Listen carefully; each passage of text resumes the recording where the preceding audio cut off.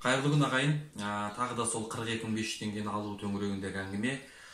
Сұрақ өте көп, алу жолы қиын болған. Енді бір жаңағы қуанышты жаңалық, ол 42.500 теңгені алу жолы жеңілдей түсті. Яғни қарапайым халық үшін оңай алынатын болды. Еліміздің еңбек және әлеуметтік сақтау министрі Біржан Нұрымбетов мырза арнайы сайт ашылатындығы жайында мәлімдеме жасады. Ол сайт бүгіннен бастап жұмыс істеп бастайды. Қалай ол сайт жұмыс істеп бастайды? Мен сіздерге арнайы видео түсірем. Менің каналыма жазылып алыңыздар. Мен сіздерге қадам-қадаммен қалай ары қарай тіркелетіндеріңіз жайында түсінікті етіп видео жолдайтын боламын. Бірақ ол кішкене сәлден кейін болады. Қазір сіздер бірінші кезекте единый совокупный платежды төлеңіздер. Кім төлеген жоқ, солар единый совокупный платежды төлеңіздер. Кім төлейді? Мен соған тоқталып өтейін. Единый совокупный платежды төлейтін азаматтар соңғы 12 айдың ішінде ешқай жерде ресми түрде жұмыс істемеген азаматтар. Яғни таксист болып, нянька болып жұмыс істеп, или басқа да бір жұмыстарды істеп, грузчик болып жұмыс істеп, бірақ ресми, яғни трудовой договор, еңбек шартын жасамай, ешқай жерде келісім шартпен жұмыс істемеген азаматтар, сол азаматтар міндетті түрде жаңағы единый совокупный платежды төлеу керек. Бірінші. Егер бірақ ол азаматтар ИПшник болмау керек. ИПшник болып қалса, мысалы, сіз ИПшниксіз, бірақ бір кезде өзіңіздің атыңызға ашқансыз, ол ИПшник ашық тұр әлі ИП. Оны жапқан жоқсыз. Ондай жағдайда сіз ондай единый совокупный платежды төлей алмайсыз. Өйткені ол жай қарапайым қатардағы азаматтарға арналған төлем. Сондықтан егер де сіз жай қатардағы қарапайым жұмыссыз азамат болсаңыз, яғни жұмыссыз дегенде қалай? Бейресми жұмыс істедіңіз ғой бір жерде. Сондай азамат болсаңыз, онда сіз осы единый совокупный платежды қазір төлеп тасталыңыз.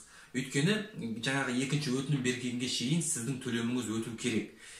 Қалай төлейтініңіздің екі жолы бар. Біріншісі ол Каспи деппін ғой, банктік приложение арқылы төлейсіз. Мен сіздерге қазір осы видеодан кейін оны көрсетемін. Жалпы менің каналымда бар негізі ол қалай төлеуге болатындығы жайында. Мен қайдадан көрсетемін.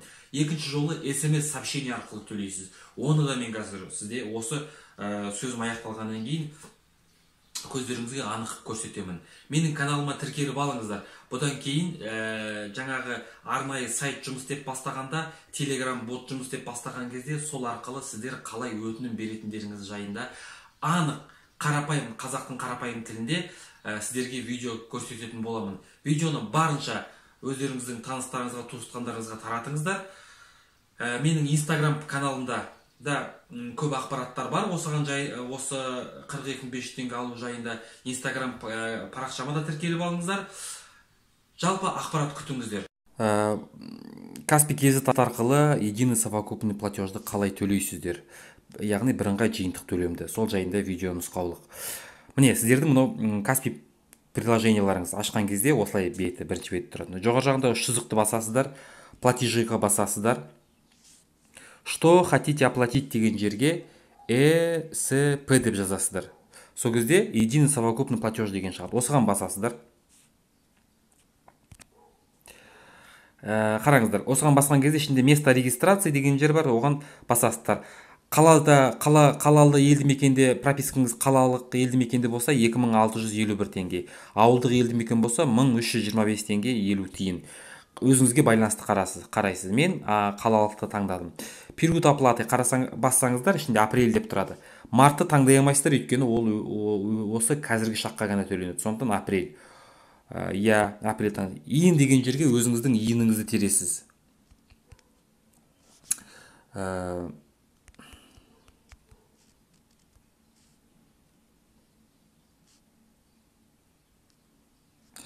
Продолжить басасыздар, келесі бетке өтесіздер.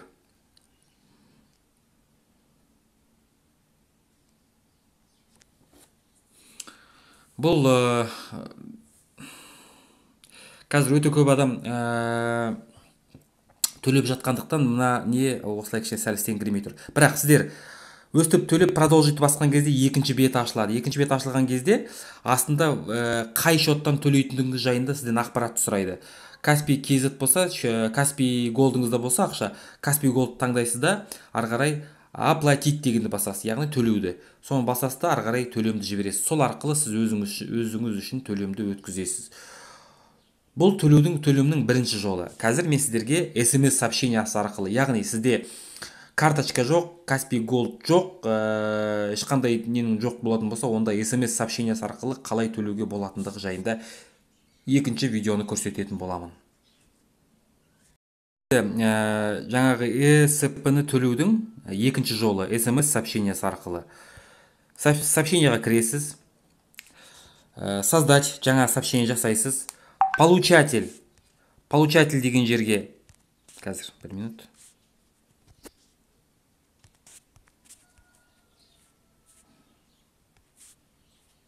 Получатель деген жерге 5505 деп тересіздер. Бұл получатель. Ал текстқа жазатын текстіңізға не жіберетіңіз?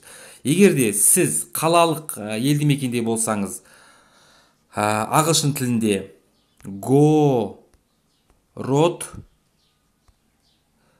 ESP дейсіз. Бірге жазасыз. Город ESP, пробел, яғни бос орын. Одан кейін өзіңіздің иініңізді жазасыз.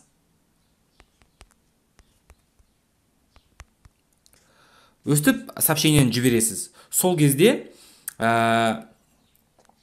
жаңағы 2651 теңге сіздің телефоныңыздың балансынан ұсталынатын болады. Егерде сіз ауылды елді мекен болатын болсаңыз, тура сол 5505 нөміріне, бірақ сообщениенің тексті село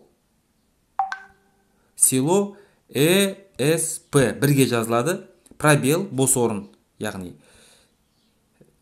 иініңіз.